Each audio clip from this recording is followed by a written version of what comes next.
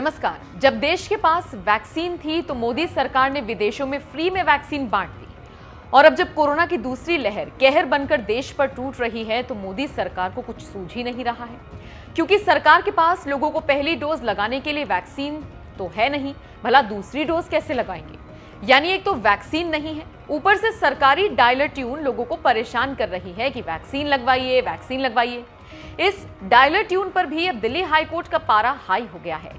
Court ने मोदी सरकार की जमकर खिंचाई की। दरअसल जिस तरह से मोबाइल फोन पर अमिताभ बच्चन की कोरोना डायलर ट्यून सुनाई देती थी, जिसमें अमिताभ बच्चन लोगों को कोरोना से बचने की सलाह दे रहे थे, लेकिन बाद में उन्हें खुद कोरोना हो गया था। कुछ इसी तरह से अब मोदी सरकार मोबाइल के डायलर ट्यून में वैक्सीनेशन करवाने के लिए लोगों को जागरूक कर रही है। लेकिन मजे की बात यह है कि खुद सरकार के पास पर्याप्त वैक्सीन नहीं है और वो लोगों को वैक्सीनेशन की डायलर ट्यून सुनवा रही है। इसी बात पर दिल्ली हाई कोर्ट मोदी सरकार पर बुरी तरह से भड़क गई।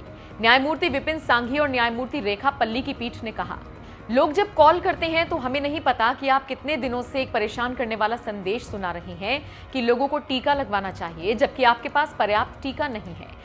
आप लोगों का टीकाकरण नहीं कर रही हैं, लेकिन आप फिर भी कह रही हैं कि टीका लगवाएं।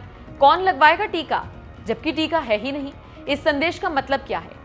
पीठ ने कहा, जिस तरह से पिछले साल मास्क लगाने और हाथ धोने को लेकर प्रचारित और प्रसारित किया गया था, उसी तरह से इस बार ऑक्सीजन के इस्तेमाल पर ऑडियो विजुअल के जरिए जागरूक करने की जरूरत है। हमारे पास समय नहीं है और लोगों को ज्यादा से ज्यादा जागरूक करने के लिए हमारे अंदर तात्कालिकता होनी चाहिए। पीठ ने टिप्पणियों के साथ ही केंद्र सरकार और दिल्ली सरकार को निर्देश दिया कि वो 18 मई तक हलफनामा दायर करके बताएं कि टीवी और प्रिंट मीडिया के माध्यम से कोरोना प्रबंधन पर सूचना का प्रसार करने के लिए क्या कदम उठाए जा रहे हैं। बता दें, देश में वैक्सीन की इस कदर कमी है कि यूपी जैसे तमाम राज्य ग्लोबल टेंडर के जरिए वैक्सीन मंगाने में जुटे हुए हैं।